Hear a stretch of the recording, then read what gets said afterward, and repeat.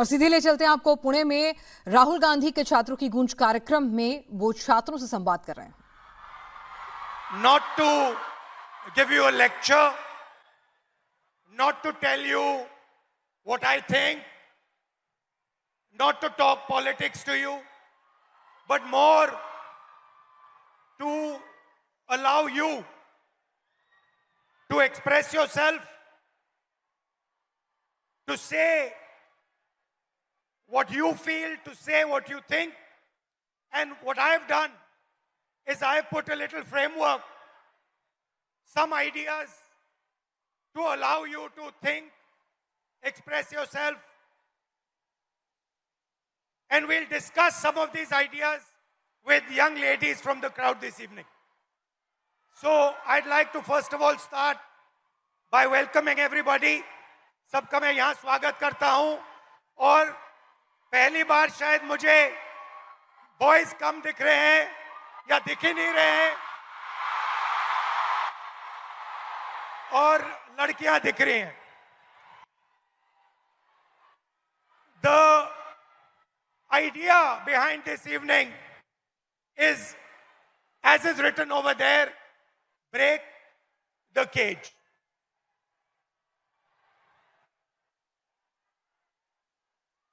I'd first like to remind you of one thing. Can I do that?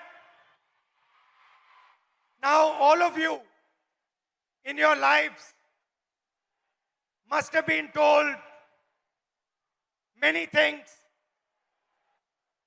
nice things, bad things. Many of you must have felt scared. You feel scared sometimes on the street. You do. But I want you to remember one thing. If there's one thing that you remember from this evening, it is this: that every single one of you is unique in this universe. If I was to look for any one of you, I will not be able to find a replica of that person. You are unique, you are special, you're individual, and you have your own dream, your own vision for your life. I'm right. Many times people ask me, what is India's biggest strength? And you get many answers when you ask this question. Somebody will say our economy. Somebody will say our military. Somebody will say our medical system. Somebody might even say our people. But I am very clear on what is India's biggest strength, our biggest asset. And that strength is 70 crore unique journeys, unique imaginations, unique dreams that the women of India are living. Somebody might say to me, well, there are 70 crore men.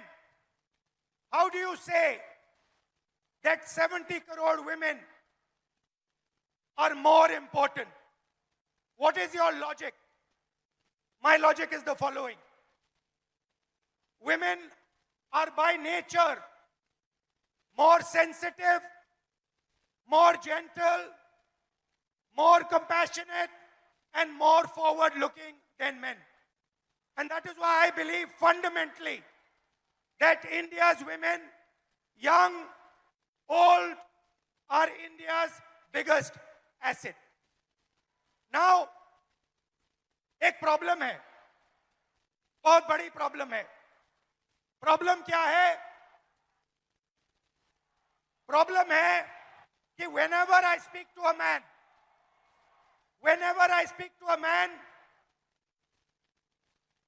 women are put in three boxes.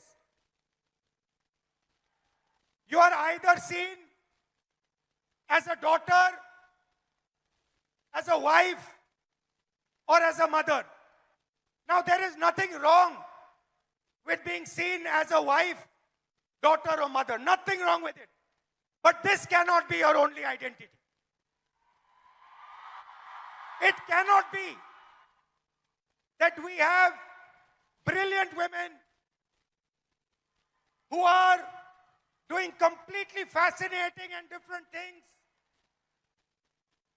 who are professionals, who are sportswomen, who do multiple different things, and then the only identity that they are given by our men is these three. And notice that every single one of those identities has a relationship with a man. So you are either a mother or a wife or a daughter. And I'd like to quote over here the Manusmriti, which says clearly, in childhood, a female must be subject to her father. Meaning, the Manusmriti says, in childhood, a female belongs to her father. In youth, she belongs to her husband. When her lord is dead, she belongs to her sons. A woman must never be independent. This is a direct quote from the Manusmriti. And these words are a shame, because these words should never ever have been spoken. Hello, how are you? Hello.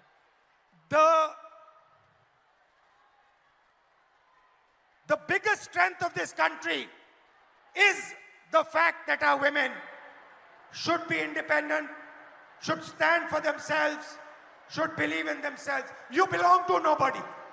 You do not belong to anybody except yourself. You have a relationship with your father. You have a relationship with your brother. You have a relationship with your husband. You have a relationship with your son. But you do not belong to them. You belong to yourself. And I'd like to listen to you. Hello, थोड़ा sir.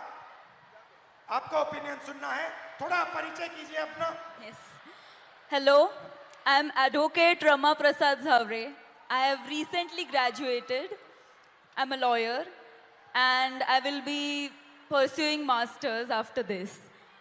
I have noticed in the last 5 years that I spent taking my degree that women in my field are subjected to such stereotypes that my classmate would not be.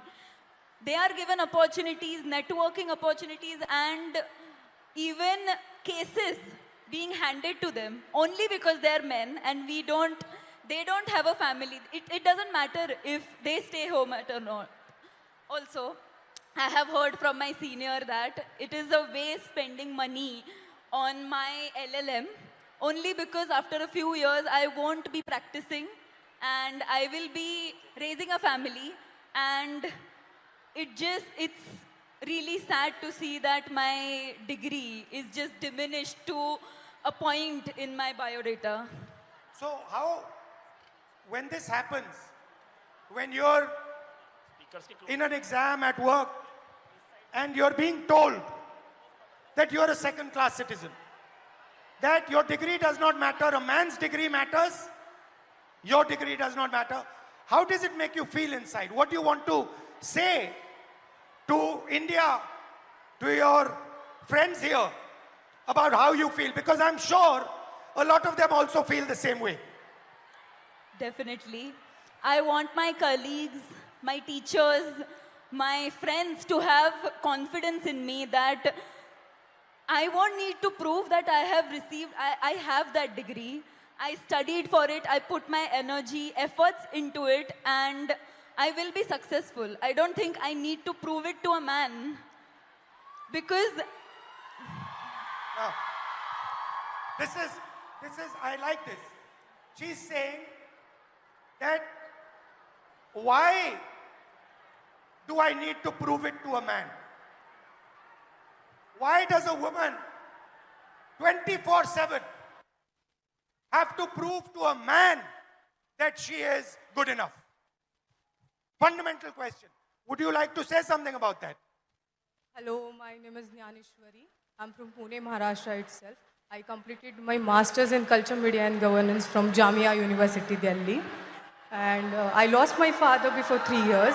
And after that, he got a cancer. After that, there was so much family pressure, society pressure, community pressure. My dad was a sanitary worker. And I had a huge pressure. You have to do the relinquishment certificate. You have to submit the certificate. You will not. If I'm asking anything in a property or in anything, it's like I'm asking for. I'm asking for like. It's not my right. It's I'm asking for the. घर में जो भी सारी चीज़ें हैं उसमें मैं हिस्से मांग रही हूँ, हिस्सेदारी मैं कर रही हूँ. As a woman I am asking for a हिस्सा. हाँ, और as a like if is any other man, if my I have my brother and it's his right, but if I am asking it's मैं हिस्सा मांग रही हूँ. If your brother is asking, Yes. it's his right. Yeah. And if you are asking, मैं हिस्सेदारी कर रही हूँ घर Your? में. मैं हिस्सेदारी कर रही हूँ. हिस्सेदारी. Okay. Again, now I'm come back from Delhi and like there is a huge pressure for marriage, and guy want a girl who is look fair, educated, healthy, but he doesn't want the girl like me who wants to pursue his But her you're career. a very beautiful girl. What do you mean he doesn't Thank you. want a girl like you? Thank you. But they want a girl like me, but they don't want like a girl who is who wants to pursue her career in journalism, in PR, or any social where you connect with the people, or it has a social job. They don't want like girl like me. They want 9 to 5 girl who is doing office work. She will come back at 5. She will serve you She will cook for you. She will serve you food and everything.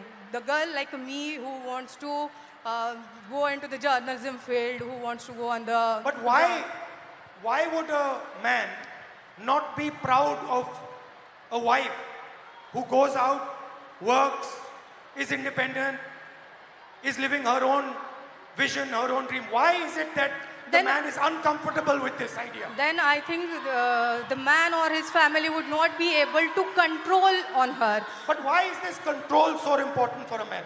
because always women treated as a secondary sex or human. They're not treated as an equal, or they're not treated as an equal human being or an equal citizen of this country, I feel. Do you think men feel they are superior to women? Yeah, definitely. Yes. They do? Yes, they do. So it's a mindset problem. Yeah, it's a mindset problem. It's a patriarchal problem. The way it's. And you come into contact every day of your life with this patriarchy. Yes. The roads are controlled by the patriarchy, Yes. right? Yeah. The businesses are controlled by the patriarchy. The school education system is controlled by the patriarchy. There is a caste hierarchy. Yeah. So how do you feel about this? Like, I just wanted to treat my education, or I wanted to look at my education it's a dignified thing. I wanted to treat myself as a human being, not as a secondary person or the citizen of this country. Do you get angry? Every day, You get every angry night. that what is yes, going yes. on? How is this Yes. happening? Yes, every day I got angry. Every night I started thinking about this, how it's like this. I'm educated. I completed my masters in Jamia. Still, I'm facing this. I'm an educated one. Still, I have to face this every day, every night, in every table conversation. It's every time. It's like, oh, you are the girl. You will you are a girl. You will get everything. It's not about, oh, okay, you are educated, you have your own dreams, you have your own ideology, you can think, you have your own thoughts. It's not never like this. It's always like, you are a girl, you are good looking, so any man will get married to you and you will have a good life. Right. Yeah. Well, thank you. Yes. Thank you. Nice to meet you. Thank you so much. Thank you, sir. So, we came up with an interesting word, control. Do you feel that society tries to control you, men try to control you in everything that you do? So,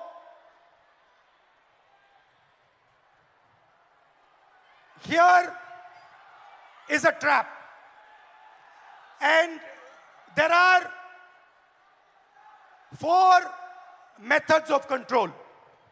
And I want to understand from you, have I got this right or have I got this wrong? The first method of control, violence. Second method of control, disrespect. Time is used against you, and in every single sphere of life, in some way or the other, men and the system is trying to control you, make sure that you do exactly what it wants. Agreed? And very interestingly, this oppression is disguised as concern. Ki we are very concerned about you. That is why we need to control you. Yes? Okay. So, let's discuss a little bit about violence. Let's discuss a little bit about violence. ये जो line है, कुछ हो गया तो, ये आप अपने को बोलती हो? बाहर जाएंगे तो कुछ हो गया तो? फैमिली मेंबर्स टेल यू, उधर मत जाओ, कुछ हो जाएगा, राइट? देयर आर 3 तरीके के कंट्रोल हैं, 3 तरीके की हिंसा है, सॉरी। एक तो डायरेक्ट है। मैंने आपको पहली फोटो दिखाई, उसमें मैंने कहा कि 70 crore journeys are there. First thing to understand is before they are born, पैदा होने से पहले हर साल 4.5 लाख लड़कियों की हत्या होती है। That is the first violence, पहली हिंसा। दूसरी हिंसा, हरासमेंट।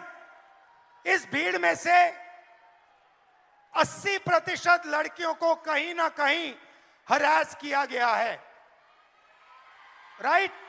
सड़क पे, बस में, रेस्टोरेंट में, स्कूल में, कॉलेज में 80% महिलाओं को हरासमेंट किया जाता है। तकरीबन 30%, 29% महिलाओं पर फिजिकल वायलेंस होती है। घर में, सड़क पे मारा जाता है, धमकाया जाता है, पीटा जाता है। और फाइनल आंकड़ा अनबिलीवेबल, 100 में से 6 महिलाओं को हिंदुस्तान में रेप किया जाता है। 100 में से 6 महिलाओं को हिंदुस्तान में रेप किया जाता है। यह हुई direct physical violence. Violence of opportunity, 50% महिला एजुकेशन या काम को रिजेक्ट करती हैं सेफ्टी के कारण। हिंसा से बचने के लिए 50% महिला एजुकेशन बंद कर देती हैं या फिर जॉब छोड़ देती हैं। और आखिरी फाइनेंशियल हिंसा। क्यों? क्योंकि अगर आप एक महिला हो, एवरेज हिंदुस्तान की महिला को हर साल सेफ्टी पे 17,500 रुपए एक्स्ट्रा खर्च करने पड़ते हैं। ज्यादा कितना ज्यादा? इसका डबल। तो 3 तरीके की हिंसा है। एक तो डायरेक्ट हिंसा, एक फाइनेंशियल हिंसा और एक अपॉर्चुनिटी के कारण।